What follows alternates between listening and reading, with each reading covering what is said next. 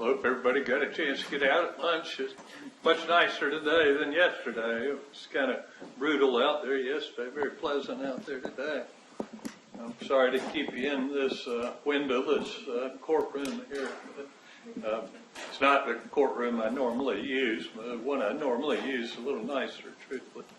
But we don't have as big a jury room, so you can't fit in there. If you'd face the clerk and be sworn, please. You swear affirm testimony you about giving this case be true, whole truth, and nothing but true self-government. I do.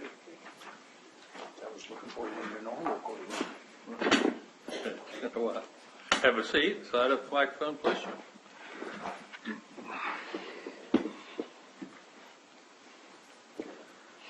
Good afternoon, sir. Good afternoon. Can you please introduce yourself to the jurors? My name is William H. Schwoob, Jr. I'm also known as Ward. I'm a crime laboratory analyst supervisor with the Florida Department of Law Enforcement. What does that mean? I supervise 3 sections of the crime laboratory. One of them is the crime scene section. I've been a supervisor there for 15 years. I also go out and assist with crime scene investigations. Okay. I'm assuming over that time period you've had some training on how to do a crime scene. Yes, sir. Okay. If you could tell the jurors a little bit about that. Well, 33 years ago, I was hired as a crime scene analyst with FDLE. At that point, I spent a year of in-house training where I learned the capabilities of the crime lab and how to collect and document evidence at crime scenes. Since then, I have taught numerous schools on crime scene investigation. I have been to the FBI Academy for crime scene schools, and every year I have additional training in the area of crime scene. Let's talk about in general crime scene processing and how you go about doing things in general before we start talking about this particular case. Okay. In general, we're directed to an area where a crime has reportedly occurred. We're called by law enforcement officers. We are then responsible for going in and examining the area to look for potential evidence. We then collect that evidence, document it through photography, notes, and sketching, and then we collect that evidence. We package it to preserve its integrity. We then take it back to our laboratory and we submit it to our evidence section. From there, it would be checked out by each of the specialists, or the specialty sections within the laboratory, for them to do their analysis. Photographs, major part of what it is that you do in order to document the way you do things? Yes, sir. Would it be fair to say that not every crime scene is the same? That's correct. They all kind of take a unique situation that you have to, I guess, adapt to. Yes, sir. At some point in your professional career, did you become involved in the investigation regarding the death, actually at that time, missing persons investigation regarding Mike Williams? Yes, sir. How did you initially get involved? Initially, I was called by Special Agent Mike Devaney. I believe it was in March of 2011. He had located a vehicle that was reportedly had belonged to Denise and Michael Williams in a salvage yard up in Alabama. He had arranged for that vehicle to be transported to our laboratory so that we could look for any potential evidence in that vehicle. Okay. And did you do so? Yes, sir. Okay. How do you go about processing a vehicle? Well, the first thing we do is we photograph the condition of it. Then we visually observe, looking for any items of obvious evidence. In this particular case, the vehicle had been scrapped out in a salvage yard, so it was missing large pieces. But we were looking for evidence that a body may have been transported in that vehicle. One of the items that helps us, or type of evidence that really helps us with that, is any blood or body fluids that may be located in the vehicle. So we have several chemicals that we can use. One is called Blue Star, which we spray the area in pretty much total darkness, and it will luminesce or cause potential blood stains to glow. We then turn on the lights, and we have another presumptive test that we can use called Kastle-Meyer reagent that will tell us whether those stains are blood or not. We apply that, and then we would collect any samples that had positive reactions. And in doing so with this vehicle that belonged to Denise Williams, did you find anything of evidential evidentiary value as it relates to the disappearance of Mike Williams? No, sir. Okay. Were you ever asked to process a vehicle for Brian Winchester that Mr. Winchester used to own? I don't believe I was. Members of the laboratory may have. Okay. Be fair to say, though, typically when one person's involved, they maintain who it is that's going to be processing, usually. Especially one as high profile as this. Usually, except for in this particular case where it spanned over so many years, we were unable to keep the same people processing. You've been a supervisor there and been with that lab for a long time, correct? Yes, sir. You aware of anybody ever processing or finding Brian Winchester's vehicle for processing? I'm not aware of that. In October of 2017, were you asked again to be involved in what is now classified as a homicide investigation with Mike Williams? Yes, sir. How did you become involved in that one? I was called again by Special Agent Mike Devaney, to an area near Carr Lake, which is off of Meridian Road in northern Tallahassee. I was told that there was a report that a body may have been buried there, and I was asked to kind of direct the examination or the function of locating that body and recovering any evidence from it. Okay. Did this particular location present unusual problems? Yes, sir, it did. What's that? The area was overgrown. It had numerous large trees, underbrush, and it was also flooded. Normally, when we do a search for a buried body, we try and have a cleared area. We will use cadaver dogs to try and help us locate areas where the potential scent of a cadaver may be.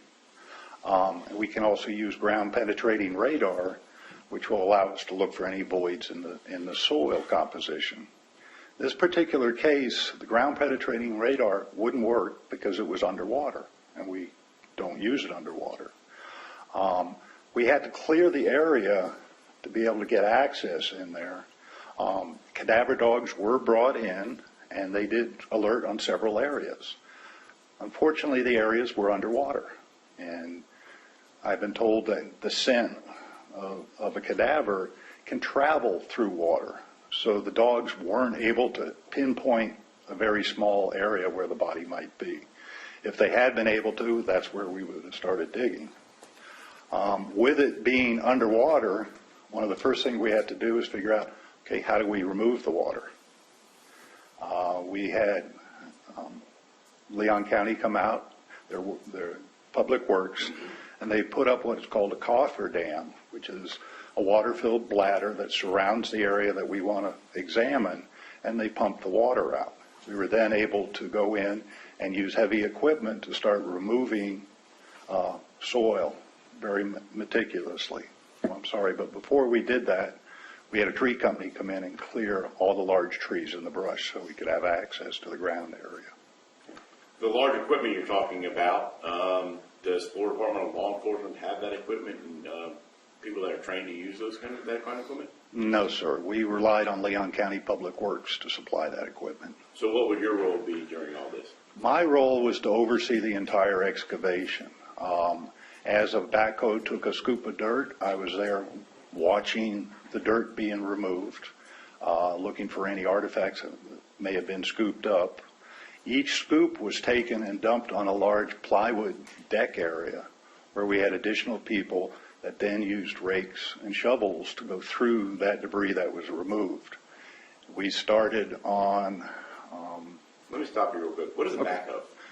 A backhoe is a piece of heavy equipment that has track-like transport devices instead of wheels, and has a big arm with a big shovel on the end that hydraulically goes out and can dig trenches. Oh, one of those big old buckets that scoop up big pieces of dirt? Yes, sir.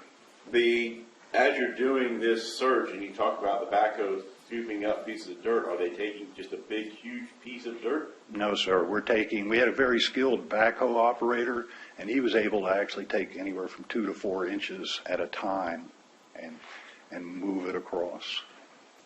Okay. And your job is to supervise all of this, correct? Yes, sir. Okay. Are you there overseeing to make sure anything of evidentiary value is found and how people sift through it? Yes, sir. The people that are sifting through it, is that you and law enforcement officers, or is it also the public works folks?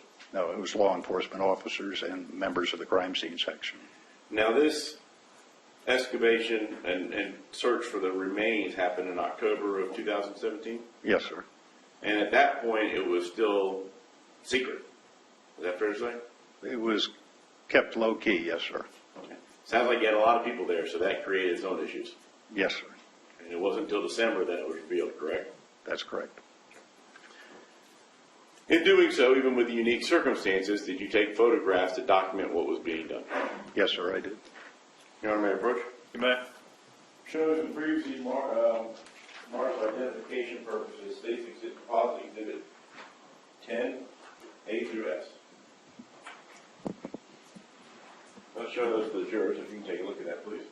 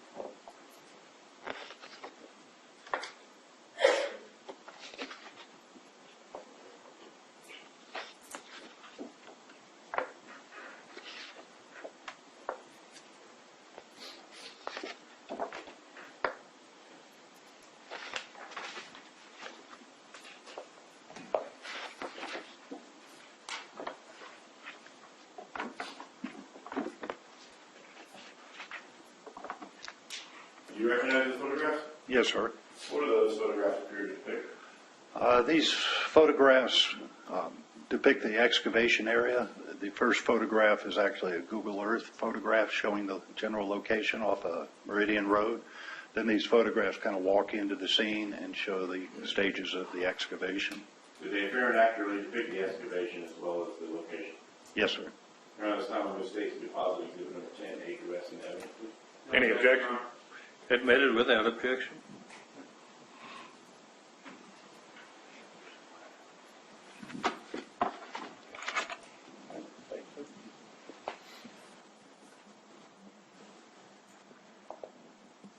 Now you mentioned the first photograph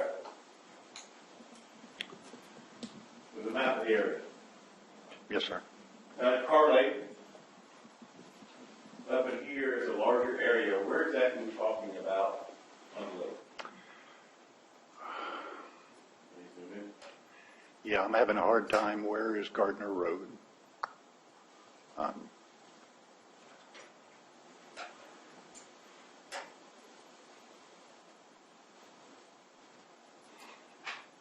Maybe you handed the photo, let it get oriented. Yeah.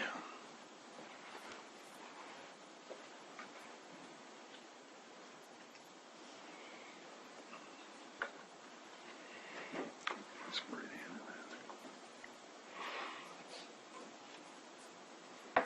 Okay. Is he giving you a pointer?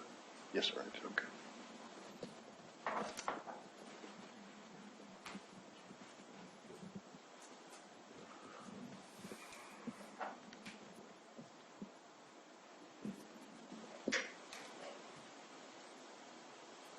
So where are we looking at in the general area of Car Lake? And here is Car Lake, and in this area here. Okay. So we're talking on I guess that would be the east side of Car Lake, Yes, sir. correct? Okay. Closest to Meridian Road? Yes, sir. Photograph 10B. What are we looking at here? This is a photograph from the end of Gardner Road. Gardner Road is paved to a point, and then it becomes dirt, and it's a dirt road until it gets down to around the tree line, and this is the edge of the tree line, which is facing the actual excavation area. So the excavation area would be down this road? Yes, sir.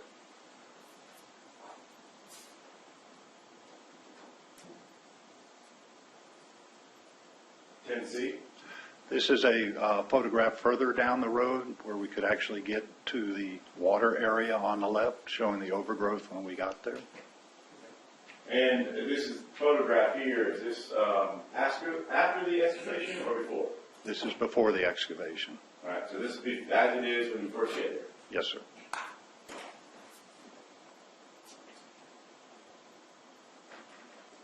Photograph 10D.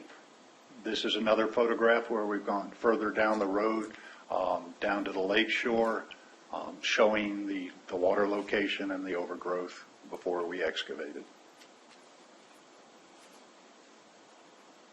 10E. An additional photograph showing an area further down the road. And is this the area ultimately the excavation will start? This picture in the last picture would be the excavation area. Yes, sir.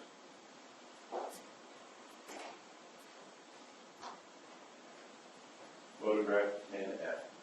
Okay, this is a photograph after the trees and brush have been removed of the same area.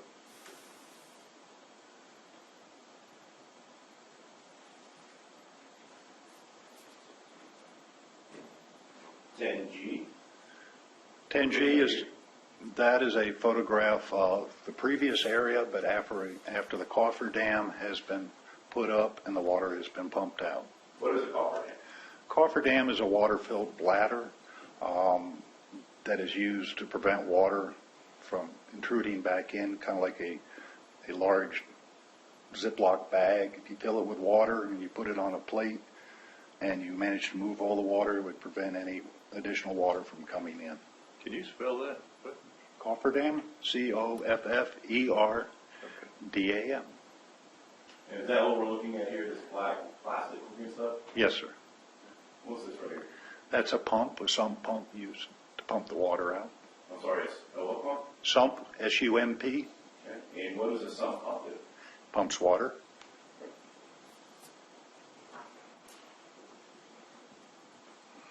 What are we looking at here? Okay. In the background is the cofferdam. We had to support it by driving metal stakes in, otherwise the whole black bag thing would just kind of roll back in, so there are metal stakes there. And this is actually in the center of the photograph showing an area that we've excavated where a tarp has been exposed. And underneath that tarp were actually the skeletal remains of Mike Williams. Looks like some striations going on right here. What are we looking at there? Those striations are from the bucket of the backhoe. They actually have teeth, and when they dig in, they leave those striations. About how deep are we talking? How deep is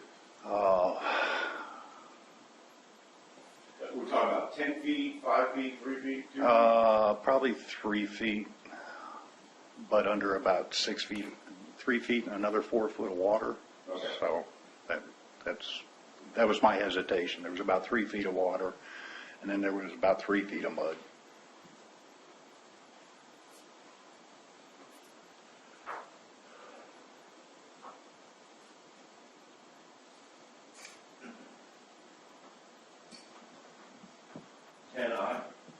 That's a photograph from another direction showing the tarp.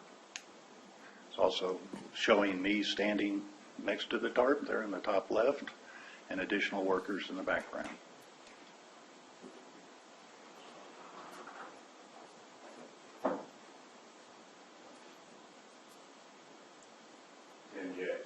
This is a closer photograph of the tarp and actually the skeletal remains. Can you please point us where the skeletal remains are here? It's in the center of the photograph. Use the pointer. Yeah. Right here. So this is a bone? I think the next photographs will show it a little better. Okay.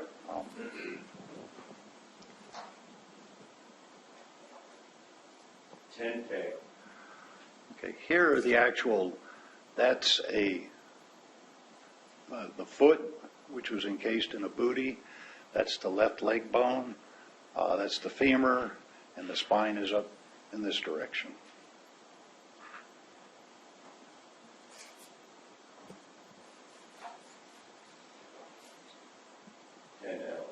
This is a closer photograph showing that booty there on the left side, the left leg, the left knee, and the left femur bone.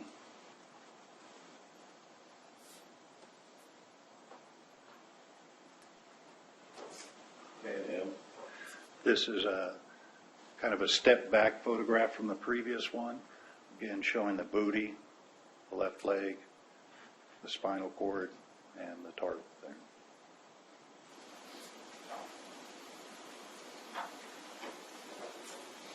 And This is a closer photograph where we've actually removed the tarp and we've started removing some of the mud that was on top of the skeleton. You see here the left booty again, the leg being bent, and here in the center is the pelvic area with a pair of red boxer shorts. did you continue those efforts in order to recover large skeletal remains? Yes, sir. When you do that, how do you go about preserving that? Well, the first difficulty is actually how to get them out of the mud. So what we try and do is we terrace around the body or the skeletal remains itself, removing the dirt and trying to leave as much beneath it just to support it. And then we will go in and we'll start removing the support underneath, and we will actually cradle the remains and then take it out and we'll lay it on a sheet once we've removed it from the mud. Photograph 10 of. This is a photograph of the skeletal remains as they're laid out on the sheet. Up at the very top is the boxers and the different parts. These previous gloves, is that correct? Yes, sir. And then the booty that was previously looked at? Yes, sir. Now, once you are able to excavate and get out skeletal remains here, what is the next step in this process? The next step in this process, well, in this particular case, the medical examiner came to the scene to help us with the placement and make sure we had the majority of the skeleton. But then it would be transported to the medical examiner's facility for her to do an autopsy or a medical examination of the remains. Do you have any role in that? Yes, sir. I assist with the packaging of the remains for transport to the medical examiner's facility, and I also attend the autopsies to help the medical examiner with photography and to help collect any artifacts or evidence that is found on the remains. And did you do so? Yes, sir, I Did you have did. an opportunity to observe all the things that, who would actually perform the autopsy? Dr. Flannagan. With the medical examiner's office? Yes, sir. And do you have an opportunity to observe this as well as any kind of x-rays or anything along those lines that she takes? Yes, sir. Photograph 10P. This is a photograph of an x-ray on a light box showing the head area of the skeletal remains. Any of the light areas are more radiologically opaque. In other words, they're denser. They show the bone areas. They show any artifacts that are in the skull itself.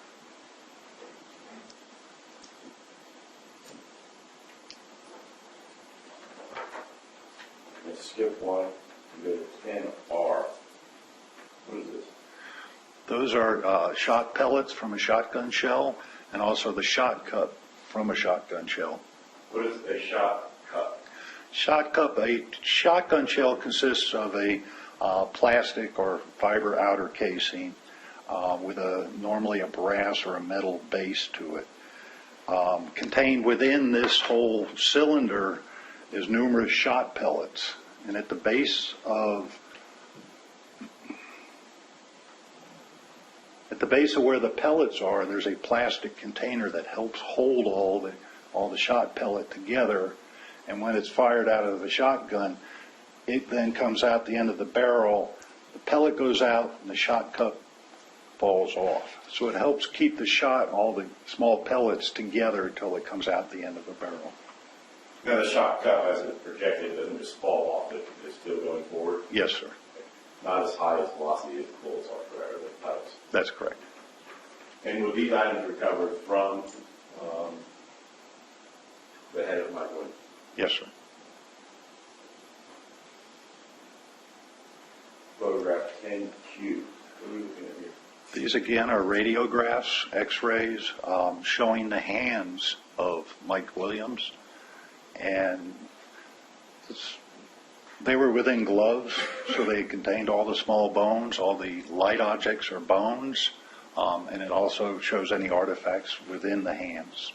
And was there an artifact found within the hands? Yes, sir. What was found?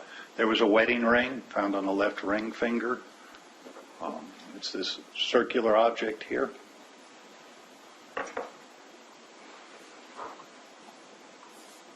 Photograph 10S. That's a close-up photograph of the wedding band.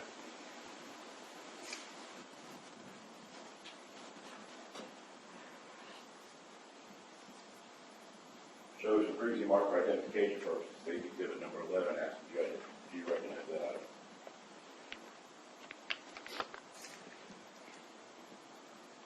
Yes, sir, I do. What does that item appear to be? This is the wedding band in the photograph there that was taken from the left ring finger of the skeletal remains. Same or substantially same condition as it was when you seized it at the medical examiner? Yes, sir.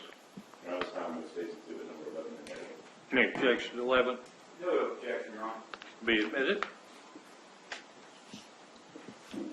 Now, we've been referring to the remains found as being Mike Williams. My understanding is the Department of Law Enforcement conducted DNA testing to make that determination. Is that correct? Yes, sir.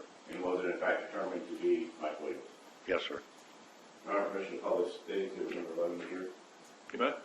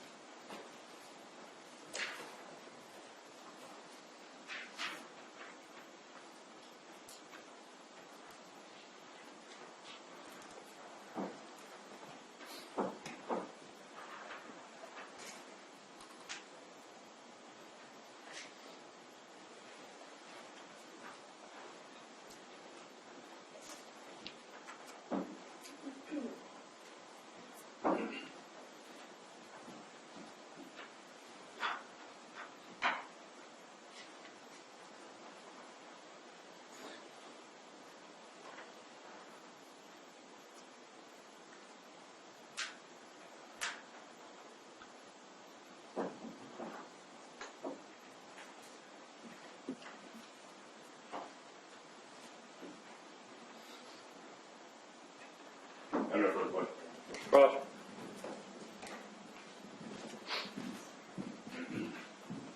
Good afternoon, Mr. Schwoob. Good afternoon. Based on your experience and training and consistent with the photographs you just showed the jury,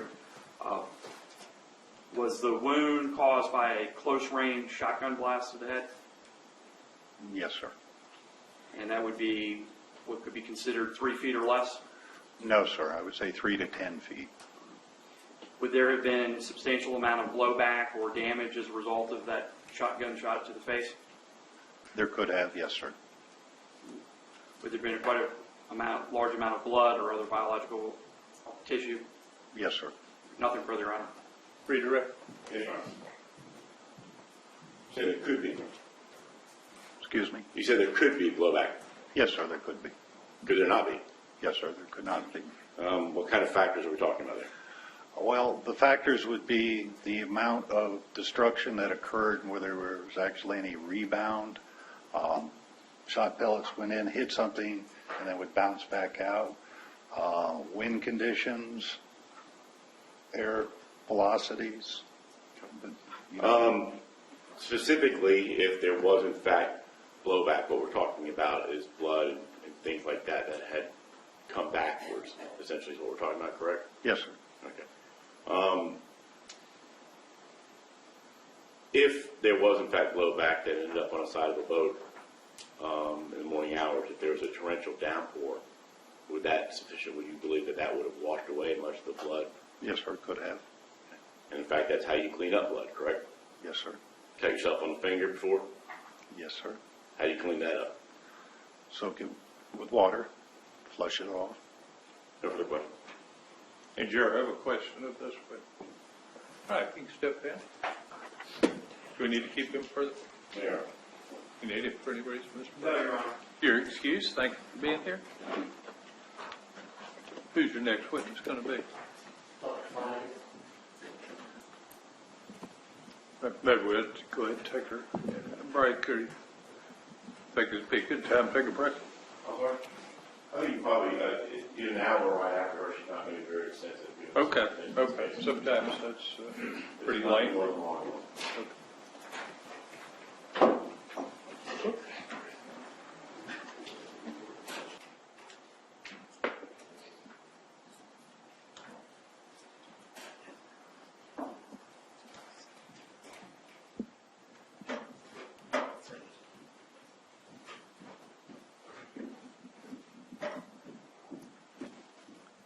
If you face the clerk and be sworn, please, ma'am. You swear affirm testimony you're about to give in this case to be true, whole truth, and nothing but true, so help you God. I do. Have a seat, side of the microphone, please, ma'am. Doctor, can you please state and spell your name for the record? Lisa Flannagan, that's Flannagan. Can you, how are you currently employed? I'm employed as an associate medical examiner in this district. How long have you been a medical examiner? I've worked full-time as a medical examiner in Florida since 1995. And can you tell me a little bit about your training and experience to get to where you are today? Yes, I received my undergraduate degree from Florida State University. I then attended the University of Florida College of Medicine, and I received my MD degree in 1990. And after that, I completed a 5-year residency program in pathology, and I did that at the University of North Carolina in Chapel Hill. And that included training in clinical pathology, anatomic pathology, and a 1-year fellowship position in forensic pathology, which is my specialty. Are you board certified? Yes, I'm board certified in clinical pathology, anatomic pathology, and forensic pathology. Can you tell the jury what your general duties are as a medical examiner? Well, Florida has a medical examiner system to investigate deaths. So there are certain deaths that fall under our jurisdiction. Those are deaths that are not natural, homicides, suicides, accidental deaths, and we take jurisdiction of those cases and do a complete death investigation. How many death investigations would you say you've been a part of? At this point, probably over 4,000. Judge, at this time I would tender the witness as to her ability to give an opinion testimony. Any board hour? No board hour, Your Honor. You may proceed.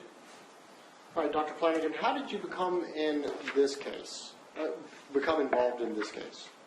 I was notified by an agent with FDLE that they were at the scene with some skeletal remains. Right. And did you actually go out to the scene? Yes, I did respond to the scene. Okay. And where was that at? It was out Gardner Road, And that's here in Leon County? Leon County, yes. Okay. When you got to the scene, can you describe it to the jury? They had evidently been searching several days trying to find the remains, and they found the remains, and that's when they called me to come out just to be there to see where the remains were, what kind of condition they were in, the environment that they were found in, and just to assist as they were recovered to try to collect every bone that we could find. Okay. Can you describe the area that they were recovered? It was gray, thick mud, so it was a very difficult area to get to get the remains. Now, were you able to do any examination at the scene of the remains that were recovered? I did not do much of an examination at the scene. There was mud all over the skeletal remains. There was some clothing, so we just gathered everything that we could and wrapped it in a sheet and then transported it to the morgue to do a more thorough examination. Now, you mentioned clothing. Can you describe the clothing that you saw with these remains? The clothing, there was a long sleeve shirt on. The arms were still in the sleeves of the shirt, but the shirt itself had been pulled over the head. There were plaid boxers. There was a glove on each hand, and then on the left foot there was a sock and what I called a bootie. So eventually, the remains were transported back to your office. Is that right? They were transported to the morgue. To the morgue. Where did you perform the autopsy? We perform autopsies in the morgue at Tallahassee Memorial Healthcare. Okay. Can you tell the jury how you go about starting an autopsy in this type of case, where all you have is skeletal remains? Well, for this particular case, before I disturbed anything, I took x-rays of all of the remains. All right. When you took x-rays, did you find anything that stood out to you as abnormal? Yes, one of the first things that we saw in the head, there were extensive skull fractures, and then I could see numerous birdshot pellets. When you talk about skull fractures, can you describe those in more detail? Well, there are extensive fractures of the skull, and those stayed together after he decomposed because the shirt had been pulled up over the head. So those were all together and not scattered. So that's why I was able to find the fragments of the skull as well as to recover the birdshot pellets and actually the shot cup as well. And I believe the jury had some testimony earlier about what a shot cup is. What is your understanding of what a shot cup is?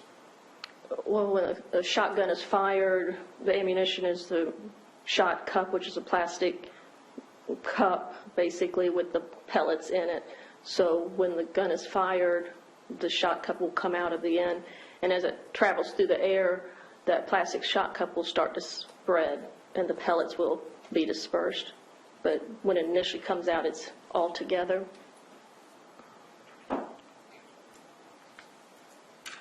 And you said you recovered both birdshot pellets and the shot cup from the skull of Mr. Williams? Yes, I did. Were you able to examine the rest of the skeletal remains for injuries? Yes, for the remainder of the autopsy, all of the bones were cleaned to get the mud off them, and then they were all examined, and they were x-rayed, and I didn't see any other injuries. Several of the bones were extensively deteriorated and fragile, but from what I could see, there were no other injuries.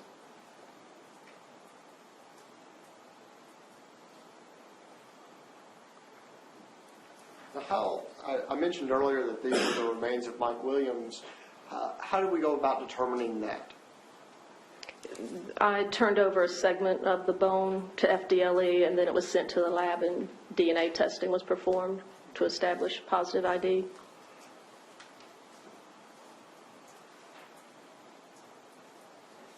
Based on everything that you were able to examine, do you have an opinion as to what caused the death of Mike Williams? Yes, I ruled the cause of death as a shotgun wound of the head. Okay. Do you have an opinion on where he was shot from? Which direction?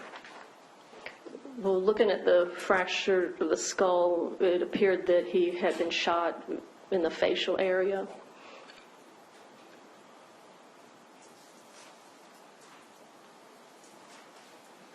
Judge, may I approach the witness? You may.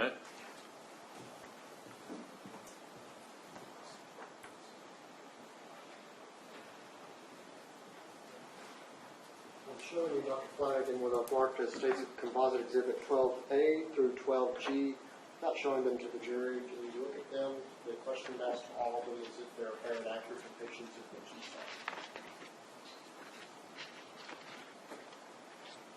saw. Yes, they are. I would offer 12A through 12G and then this time. Any objection? No objection, Your Honor. 12A through G will be admitted. Permission to publish? You may. Dr. Flannagan, I believe you have a motion coming in front of you as well.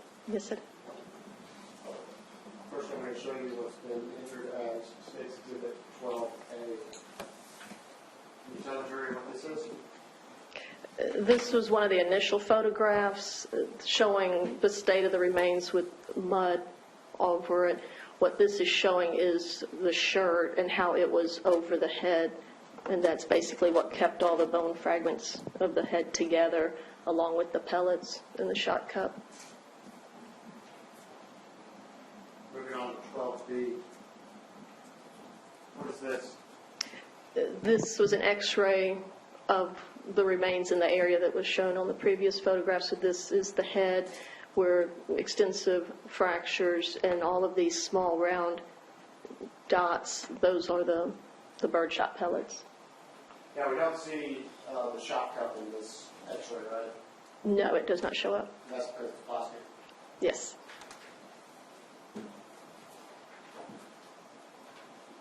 Show you now what's entered as 12C. What is this a photograph of? These were photographs taken of both, it's actually the forearms and the hands, and like I said, each hand was still in a glove, so this is, I was able to lay it out such as this and take an X-ray. On the left hand, what do you see? It's non-skeletal. Yes, there was a ring on his finger on the left hand. Showing 12B. Is this a close-up of the left hand? Yeah, this is a close-up photograph of that X-ray to show the ring.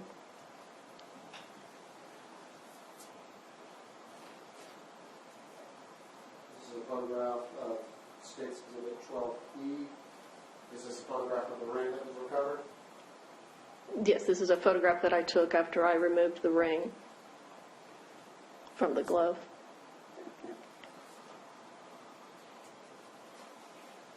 State's Exhibit 12F. What is this showing? This is a photograph of some of the bones after I'd washed them, and this is his mandible or his jaw, and there were some teeth that were loose, and then these, the upper jaw, their maxilla, and that was all fractured. Can you show, is the jaw fractured as well? Yes, the jaw is in two pieces here.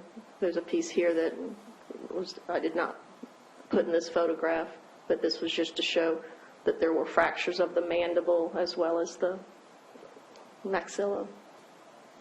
And that would be a fracture that's caused by something outside of just regular decomposition. Yes. This is State's Exhibit 12G.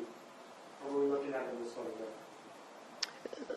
This is a photograph of the skull fragments that I recovered from the head area, and these larger pieces are the cranial cavity as far as the sides of the head and the top and the back of the head. Those are larger pieces of bone, and all of these smaller pieces were the fractured facial bones.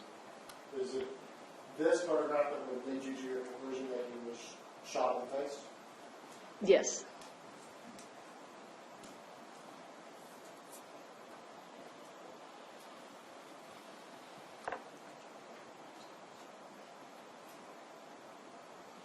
Nothing further, Jim. Cross. No cross, Your Honor. The juror have a question of this witness. All right. You can step down. All right, thank you. I'm sorry, did you hear something? All right. You can step down. Do we need to keep her further? No, Your Honor. You need her for any reason. No, Your Honor. Thank you. All right, you're excused. Will we take a break, take 15 minutes? Either side need anything? No, Your Honor.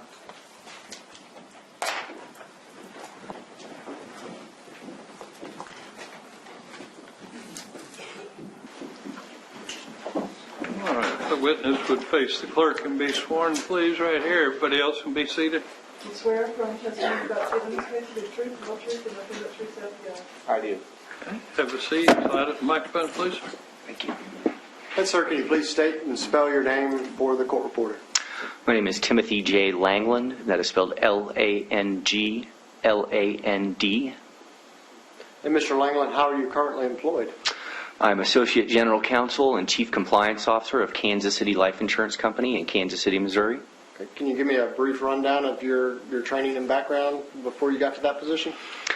I have a Juris Doctorate law degree. I also hold multiple insurance certifications, including a Chartered Life Underwriter, Fellow of the Life Management Institute, and I'm a Registered Principal, which is a Series 24 in the securities world. I have nearly 20 years of experience of working in the insurance industry as an attorney and a compliance specialist. Right. Also, part of your job duties, you're the custodian of records for Kansas City Life Insurance Company. Is that right? That is correct. I want to talk to you about some records. Were you asked to prepare some records for this case, which is the murder of Michael Williams? Yes. And those records, are they kept in the ordinary course of business? Yes. And are they made by someone that had personal knowledge of the events? Yes. And are they made at or near the time of those events happening? They were. Judge, may I approach the witness? You may. Mr. Langland, I'm going to show you what I've marked as State's Exhibit 13A through 13D. Are these the A records? through D. Is that- D is in dog, yes, sir. Okay. Are these part of the records that were provided in this case? Yes. And are those fair and accurate depictions of the records? Yes. Judge, I would offer State's Exhibit 13A through 13D at this time. Any objection? No objection, Your Honor. They'll be admitted. Permission to publish? You may.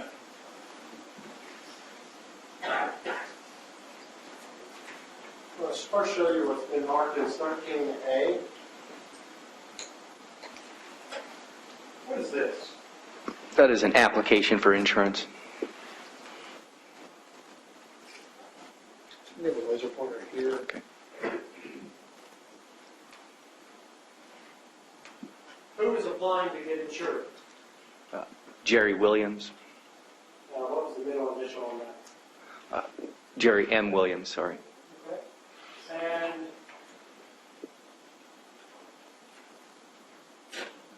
did you say what his beneficiary would be in this application? Yes, Denise M. Williams, his wife. Okay. I also see a line that says contingent beneficiary. What is a contingent beneficiary? Contingent beneficiary is someone who would be the primary beneficiary should the primary beneficiary, as designated on the application, pass away or disclaim their proceeds. Was there any other primary beneficiary other than Denise Williams? No.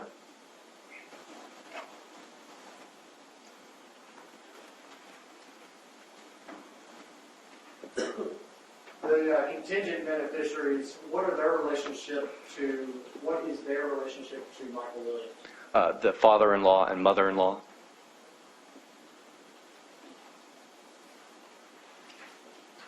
Now moving on to page 2. Does this show what amount of insurance was applied for? Yes, $1 million. Now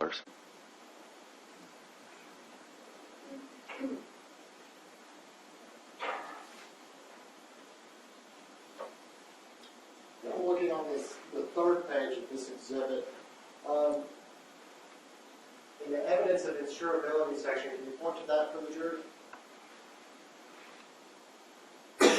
Was there another life insurance policy that Mike Williams had?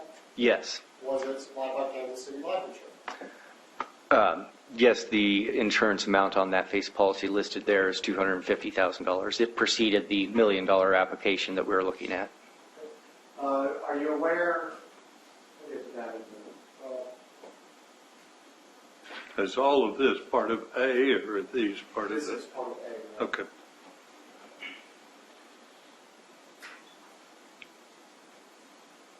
Then going on to page 4, what is this showing?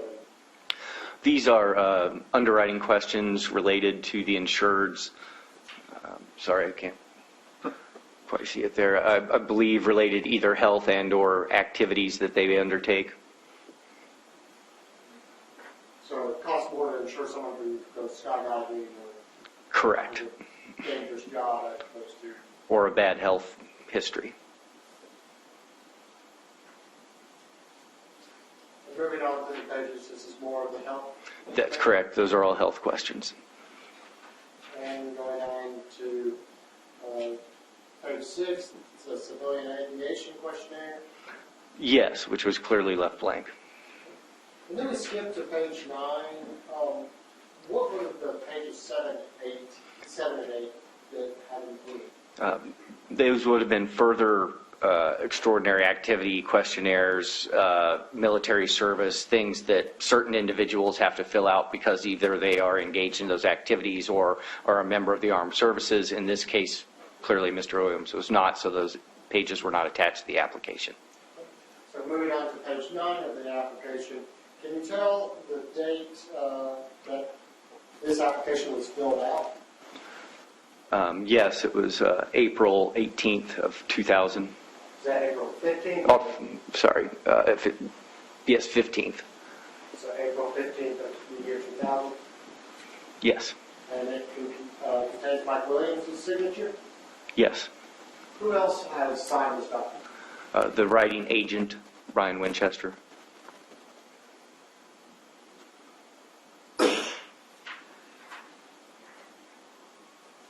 I'm going to move on. I'm going to show you what's been already entered into evidence. This states 13B. What is this? That is a claimant statement. That is what the form a beneficiary fills out when they are applying for the proceeds after an insured dies. Listed on this is there more multiple policies. Yes. Can you point that out to the jury? Right here on this line, both of the policies with Kansas City Life are listed. And those policies correspond to the $1 million application that we just saw. Is that right? Yes. As well as the $250,000 policy as well. Yes. Whose signatures do you see on this claimant statement? The beneficiary, Ms. Williams, signed here, and the agent signed as witness on the second line. What date was that? It appears to be January 4th, 2001.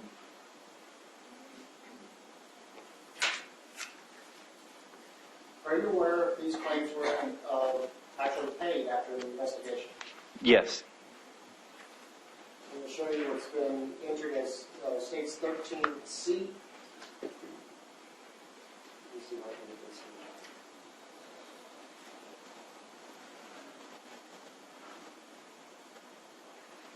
What is this?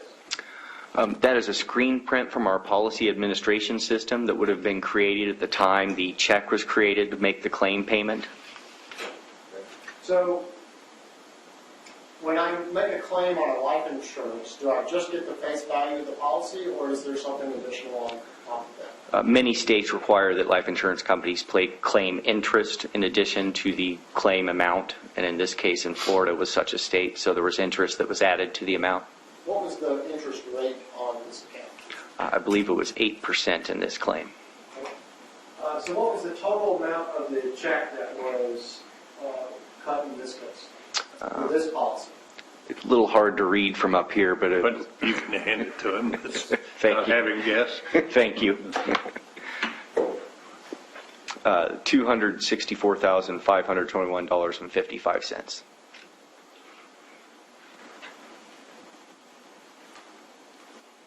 And who's that check made out to? Denise Williams. Now showing you what's been entered in States Exhibit 13D. Again, what are we looking at here? It's the exact same document that we had on the prior slide. This is simply on the $1 million policy, same exact description. It's a screen print from our policy administration system that would have been generated at the time the check was cut. Okay, You may. What is the total amount of this check? $1 million, $62,502.75. We do that one more time. Yeah, $1 million, $62,502.75. And who is that check made out to? Also made out to Denise Williams.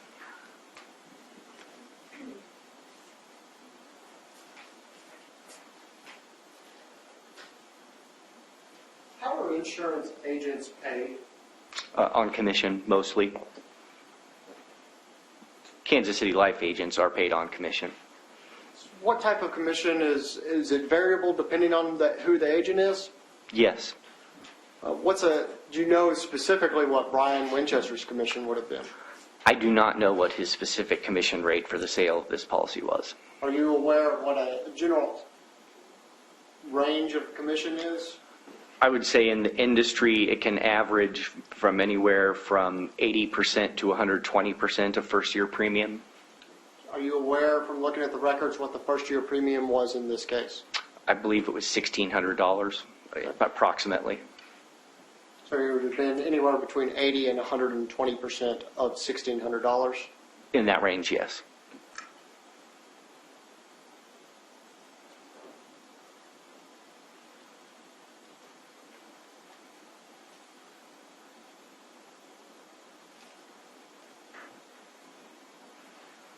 Nothing covered.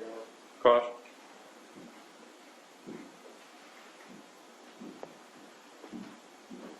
Good afternoon, sir. Good afternoon.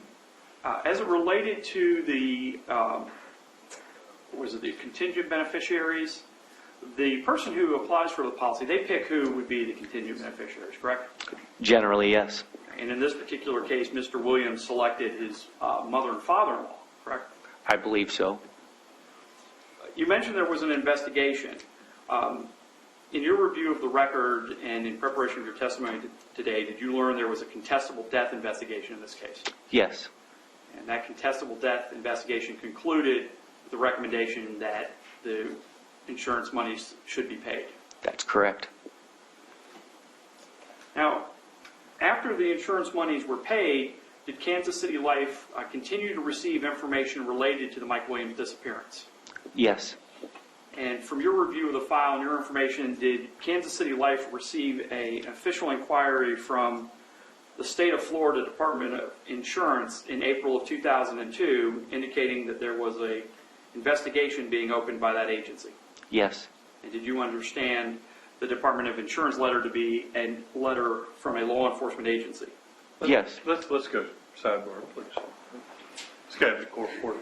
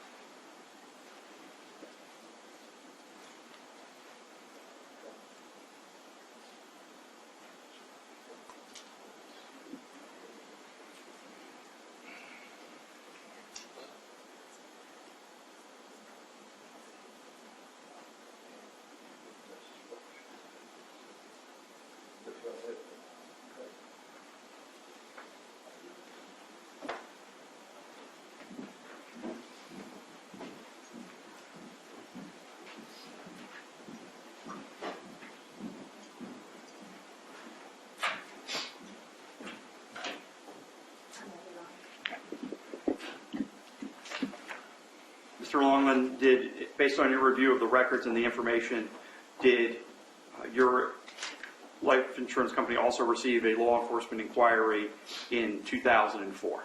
Yes. Nothing further on. Redirect. No, Your Honor. All right. Any juror have questions of this witness? All right, you may step down. We need to keep him any further. No, Your Honor. No, Your Honor. All right, you're excused. Thanks for being here. Call your next witness. Statement called Chad Carpenter.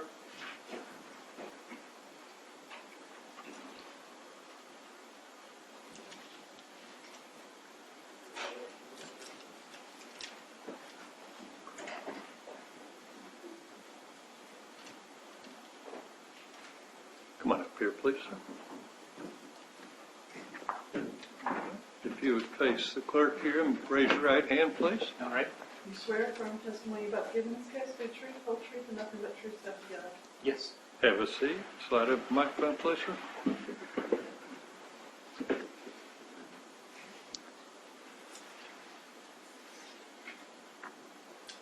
may proceed. Sir, can you please state and spell your name? Chad Carpenter, And spell your name, I'm sorry. ChadCarpenter. Mr. Carpenter, how are you currently employed? I am currently employed at Country Life as a claims manager. Tell me a little bit about your employment and educational background. I've been with Country Life, 16 years. I worked 10 years prior to that in a different insurance company. Educational background, I have earned an undergraduate degree at Western Illinois University, and then a master's degree at Northern Illinois University. You're currently working for Country Life Insurance, right? Correct. Are you aware of the name Cotton States Life Insurance? Yes, Cotton States Life Insurance Company is a company that we purchased back in 2004. Okay. Are you a custodian of records for Country Life as well as now Cotton States? Yes, Country Life, I'm the custodial record keeper for all of Country Life's claims as well as policy stuff. And that would include the Cotton States information that we purchased in 2004. Judge, may I approach? You may.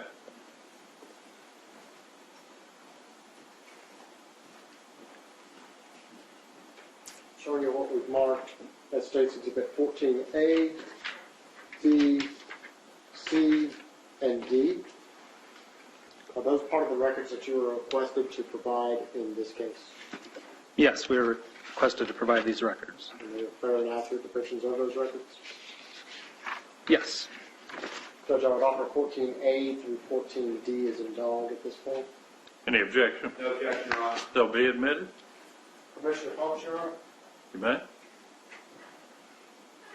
Mr. Carpenter, just kind of walk through this. I believe you have a laser pointer in front of you.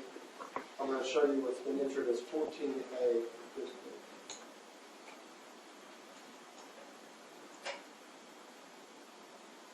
Now, what do you see in 14A? That is Cotton States Life application. It was one that was filled out to get the insurance. And who filled out, who was the proposed insured in this case? Williams? Michael Williams? Michael Williams. And how much was the face amount for this policy?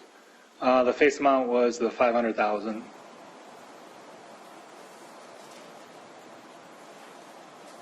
Was there a beneficiary for this policy? Yes.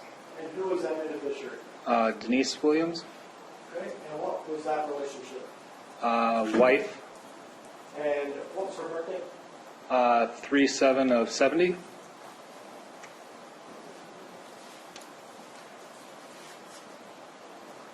finally, on the last page, it states exhibit 14A. Who is this one signed by? I believe that's Mr. Williams' signature and then the agent's signature down there. And who's the agent in this case? Stancil? Looking at the date that this was filled out, can you make out what that date is, or from the rest of the records that you reviewed, are you aware of when the policy was applied for? Yeah, it looked like 3/27 of 01. Going back to your records though, is it 01 or is it actually 2000? Or it might have been 2000 if I remember looking at the information from the system log, as well as spec page. So it's fair to say that this was applied for in 2000. March of 2000. Yes.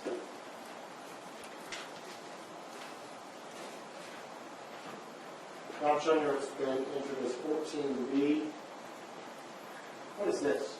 That is Cotton State's claim form for a death claim. So a beneficiary fills out the information to initiate the claim. And who is that filled out by? Signature is Denise Williams.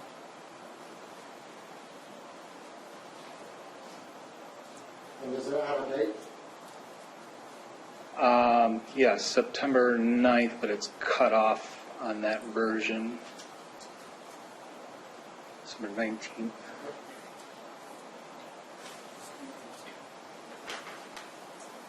Now I'm showing you it's been entered as 14C. What is this? That would have been the settlement letter that Kathy Gray sent out when they sent the check for the claim. Okay. What was the total amount of the check? It's hard to read from here, but it's five. Yeah, I probably should look this up. Please stick.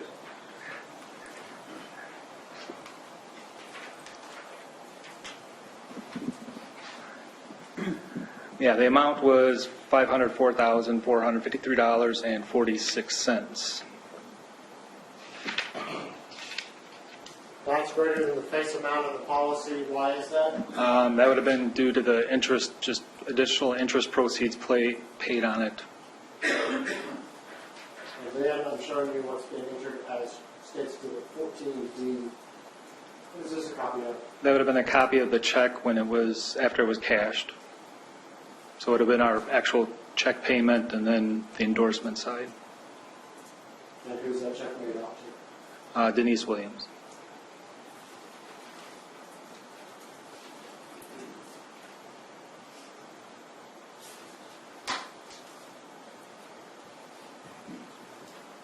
Nothing further, Your Honor. Cross. No cross, Your Honor. All right, any juror have a question for this witness? All right, if not, you may step down. Do we need to keep him any further? No, Your Honor. No, Your Honor. All right, you're excused. Thanks for being here. Free to go. Call your next witness.